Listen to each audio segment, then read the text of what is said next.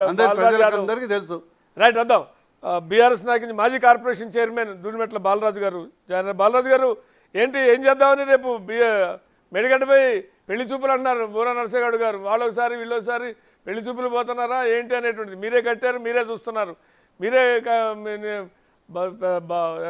అది అసలు అద్భుతమైన ప్రాజెక్టు ప్రపంచంలోనే అని ఇంటర్నేషనల్ ఛానల్లో చూపించారు. కానీ ఇవాళ అది పగుళ్లతో వెలవెలబోతున్నటువంటిది. పోయి చూసి పవర్ పాయింట్ పెయింటేషన్ ఏం చెప్తారని ఆసక్తి ఉంది. ముందుగా పివి గారు, మీకు బిగ్ న్యూస్ బిగ్ టీవీ ప్రేక్షకులకి, ప్యానెల్లో పెద్దలు శాసనసభ్యులు రామ్మోహన్ రెడ్డి గారికి, అదేవిధంగా మాజీ ఎంపీ బూర్నరసయ్య గౌడ్ గారు, ముగ్గురం ప్యానలిస్టులము. తెలంగాణ రాష్ట్ర ఉద్యమ సమయంలో ఉన్న వాళ్ళము, తెలంగాణ రాష్ట్రం అభివృద్ధి కావాలని కోరుకునే వాళ్ళు ప్యానలిస్టులుగా ఉన్న సంతోషం. వారందరికి నమస్కారం. మీరు కూడా తెలంగాణ ఉద్యమంలో జర్నలిస్టుగా ఉన్నారు సార్. పివి గారు, మీరు కూడా తెలంగాణ రాజకీయాలను పరిశీలించారు. తెలంగాణ ఉద్యమం సాగేటప్పుడు మమ్మల్ని అందరినీ చూసి విద్యార్థి నాయకులుగా ఇవాళ బిగ్ టీవీ ద్వారా చెప్పాల్సిన అంశాలు డెఫినెట్ గా ఖచ్చితంగా వాస్తవ అంశాలు చెప్పాలి. ఇవాళ కాంగ్రెస్ పార్టీలో రామరెడ్డి గారు ఉండొచ్చు, భారతీయ జనతా పార్టీలో బూర్నరసయ్య గౌడ్ గారు ఉండొచ్చు, దూదిమెట్ట బాలయ్య యాదవ్ బీఆర్ఎస్ పార్టీలో మాజీ కార్పొరేషన్ చైర్మన్ గా ఉండొచ్చు. కానీ తెలంగాణ అభివృద్ధిని ఆకాంక్షించి తెలంగాణ రాష్ట్రంలో ఉన్న రైతాంగానికి నీళ్లు ఇవ్వాలనే ఆలోచనతోటే కాళేశ్వరం అనే ప్రాజెక్టును రిలీజ్ చేయడం జరిగింది 2016 సంవత్సరంలో.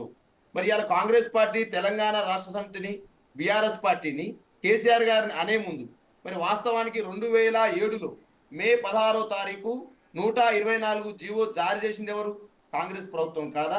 ఆ 124 జీవో జారీ చేసి 160 టీఎంసీలు ప్రాణాయి నది ద్వారా ఎల్లంపల్లి ప్రాజెక్టు తరలించాలని ఆలోచన చేసింది ఎవరు? మరి కాంగ్రెస్ పార్టీ కాదా?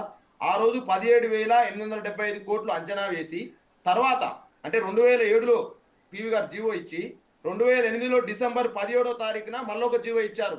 238 జీవో ఇచ్చి ఎంత పెంచారు దాన్ని? 17,875 కోట్ల అంచనా ఉన్నటువంటి దాన్ని 38,500 కోట్ల వ్యయాన్ని పెంచింది కాంగ్రెస్ పార్టీ కాదా? తర్వాత 2010లో మళ్ళా ప్రాజెక్టు వ్యయాన్ని 40,300 కోట్లు పెంచింది కాంగ్రెస్ పార్టీ కాదా? అంటే 2007లో 124 జీవో తీసుకొచ్చి మే 16న ప్రారంభించినటువంటి ఏదైతే ఈ కాళేశ్వరం ఏదైతే ప్రాణాయిత చేవెళ్ల ప్రాజెక్ట్ ఏదైతే ఉందో, మరి వీళ్ళు మేడిగడ్డ దగ్గర కాకుండా తమిళేటి దగ్గర ప్రతిపాదించిన ప్రాజెక్టు వ్యయాన్ని 3 సంవత్సరాల కాలంలోనే 40,300 కోట్లు పెంచింది కాంగ్రెస్ పార్టీ. అవునా కాదా? ఒకసారి రామ్మోహన్ రెడ్డి గారు సమాధానం చెప్పాలి నా చర్చ అయిపోయినాక. రెండో పాయింట్, మరి 2007లో ప్రారంభించినటువంటి ఈ తమ్మిడిహట్టి దగ్గర కట్టాల్సినటువంటి ఈ ప్రాజెక్టుని ఎందుకు కాంగ్రెస్ పార్టీ 2014 దాకా పూర్తి చేయలేకపోయిందో ఒక్కసారి కాంగ్రెస్ పార్టీ ఈ బిగ్ టీవీ చూస్తున్న ప్రజానికానికి సమాధానం చెప్పాలి. సార్ మమ్మల్ని తిట్టండి, మేమేం కాదనం. కేసీఆర్ గారు తిట్టండి, కేటీఆర్ గారు తిట్టండి, మేము అవినీతి చేసినాం, మేము తెలంగాణ ఏం బాగు చేయలేం, తెలంగాణ రైతానికి ఒక్క సుక్క నీరు ఇయ్యలేం, కరెంట్ ఇయ్యలేం, మమ్మల్ని తిట్టండి సార్, మేమేం కాదనం. కానీ 2007లో ప్రారంభించినటువంటి తమ్మిడిహట్టి దగ్గర కట్టాల్సిన ప్రాణాయిత చెవెళ్ల ప్రాజెక్టు 2014 వరకు ఎందుకు పూర్తి కాలేదో సమాధానం ఖచ్చితంగా చెప్పాలి. మమ్మల్ని తిట్టడం కాదు, సమాధానం చెప్పాలి. ఎందుకు ఇలా ప్రాజెక్టు వ్యయం పెరిగిందని మీరు అంటారు కదా. 17,875 కోట్లతో ప్రారంభించినటువంటి ఈ ప్రాజెక్టు వ్యయము ఎందుకు 40,300 కోట్ల వరకు 2010 వరకు పెరిగిందో సమాధానం చెప్పాలి. మీరు ఆ రోజు తెలంగాణ ఉద్యమాన్ని అణచివేయడం కోసం, తెలంగాణ రాష్ట్రం రాకుండా చూడడం కోసం ఆ రోజు రాజశేఖర రెడ్డి గారు ఏం చెప్పారండి? మొత్తం కూడా ఈ మేడిగడ్డ ఆ రోజు గోదావరి నది పైన మహారాష్ట్ర ఒకవైపు బాప్లీ వంటి బ్యారేజీలు కట్టుతుంది. కానీ ఎందుకు ఎస్ఆర్ఎస్పి కాలువలు తవ్వారు? 2,001 కిలోమీటర్ల కాలువల్ని తవ్వారు. ఎక్కడి వరకు? తుంగతుర్తి, సూర్యాపేట, డోర్నకల్ వరకు తవ్వారండి. మరి ఆ రోజు తమ్మిడిహట్టి దగ్గర మీరు ప్రాజెక్టే కట్టకుండా దానికి సంబంధించిన ఓన్లీ ఓపెనింగ్ చేసి ప్రాణాయిత చెవెళ్లకు సంబంధించినటువంటి ప్రాజెక్టు కట్టకుండా మీరు 2,001 కాలువలు తవ్వి సుమారు 11,000 కోట్ల రూపాయలు ఖర్చు పెట్టారండి. అంటే ప్రాజెక్టు లేదు, ఓన్లీ ఆడ ఏం కట్టలేరు, కాలువలు తవ్వినాం అని చెప్పేసి ఇక కాలువలే వస్తున్నాయి కదా, తుంగతుర్తి దాకా, సూర్యాపేట దాకా, డోరా దగ్గర కాలువలు వచ్చినాయి, రేపు నీళ్ళు వస్తున్నాయి, ఎందుకు తెలంగాణ అవసరమని ఆ రోజు రాజశేఖర రెడ్డి చెప్పిన మాట వాస్తవం కాదా? అటువైపు గోదావరి నది పైన, మంజిరా నది పైన ఒకవైపు మహారాష్ట్ర సర్కారు 32 బ్యారేజీలను కట్టింది, కర్ణాటక 5 బ్యారేజీలను కట్టింది. సింగూరుకు నిజాం సాగర్ నీటి కొరత ఏర్పడదని ఆ రోజు ప్రభుత్వానికి తెలుసు. 152 మీటర్ల ఎత్తును కడితే ఆ రోజు మహారాష్ట్రలో ఉన్నటువంటి 3,000 ఎకరాల భూమి కోల్పోతా ఉంది.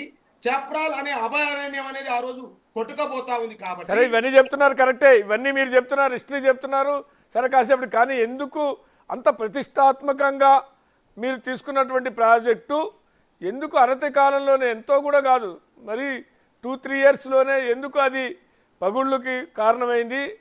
అది రేపొద్దున నేషనల్ డ్యామ్ సేఫ్టీ అథారిటీ మళ్ళీ ఒక కమిటీ వేసింది.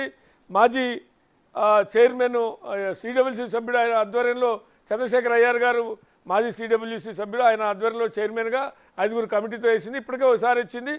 వాళ్ళు ఇందాకే కేంద్ర జల సంఘం అడ్వైజర్ వెదిరే శ్రీరామ్ గారు కూడా మాట్లాడాడు.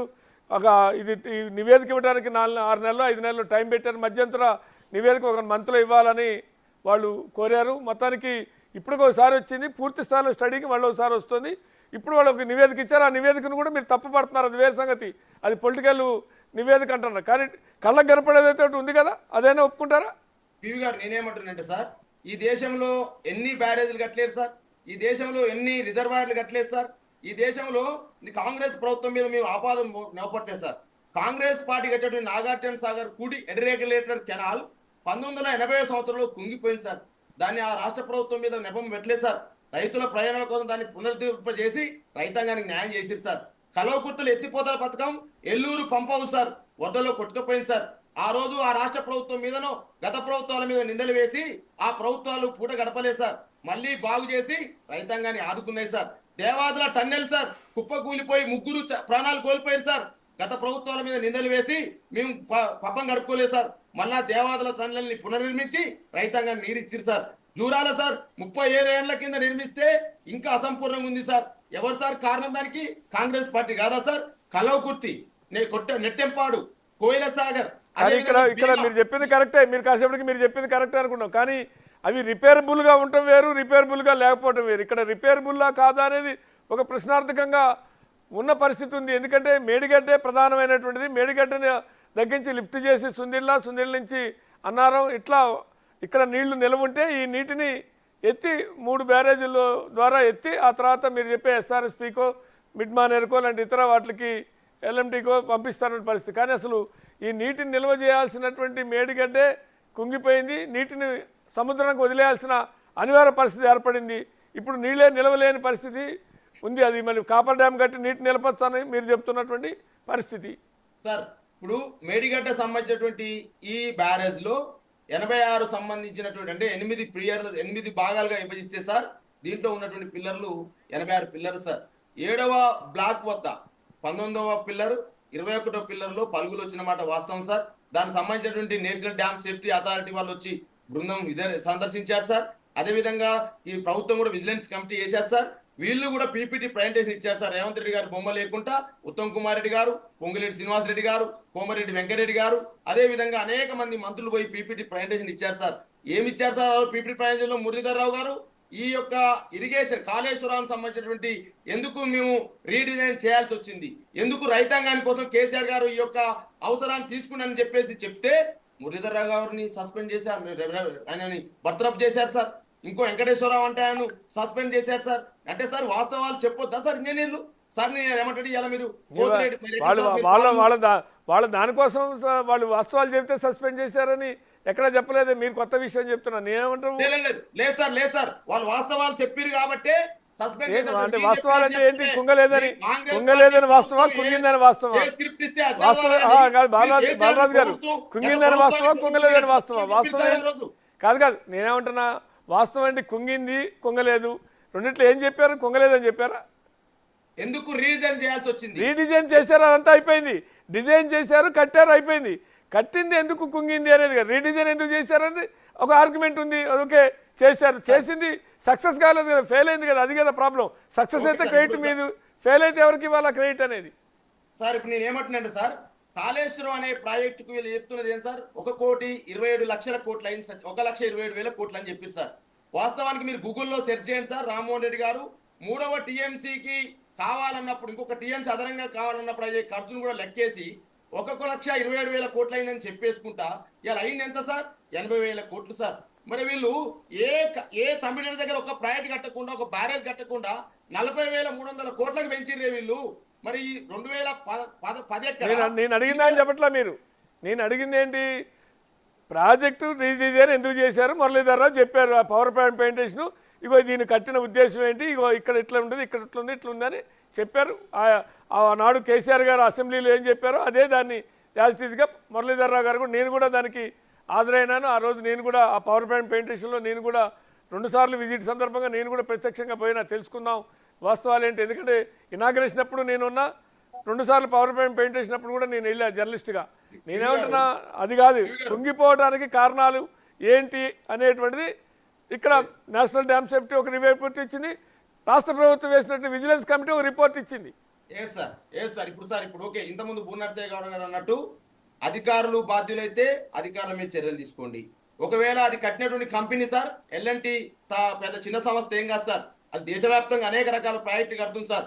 ఓన్లీ కేసీఆర్ సపరేట్ గా ఎల్ఎన్టీని తీసుకొచ్చి దేశంలో ఎక్కడ లేని సంస్థను తీసుకొచ్చి ప్రాజెక్ట్ కానీ అదే ఎల్ఎన్టీ మీరు ఏమన్నారంటే, అదే ఎల్ఎన్టీ రూపాయి ఖర్చు కాకుండా వాళ్ళే కడతారని గవర్నమెంట్ అంటే ఆపద్ధర్మ ప్రభుత్వం ఉన్నప్పుడు ప్రకటించారు.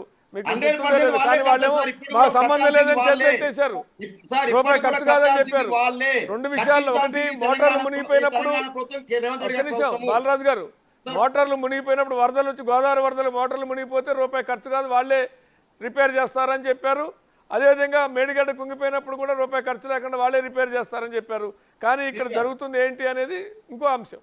చిన్న కన్క్లూజన్ ఇచ్చేసి నేను మళ్ళీ మిగతా వాళ్ళతో మీరు మాట్లాడతాను. నేనేమంటే పివి గారు, కాళేశ్వరం సంబంధించినటువంటి 80,000 కోట్ల ప్రాజెక్టులో ఈ రోజు మేడిగడ్డ అవినీతిమయమైంది, మేడిగడ్డ కుంగిపోయింది, మేడిగడ్డ ద్వారా అన్యాయం చేసిర్రు, లక్షల కోట్లు బుక్కిరని చెప్పేసి మాట్లాడుతున్నటువంటి కాంగ్రెస్ పార్టీ నాయకత్వం కానీ రేవంత్ రెడ్డి సర్కార్ కానీ మేడిగడ్డకైన ఖర్చును ఒక్కసారి గమనించండి సార్.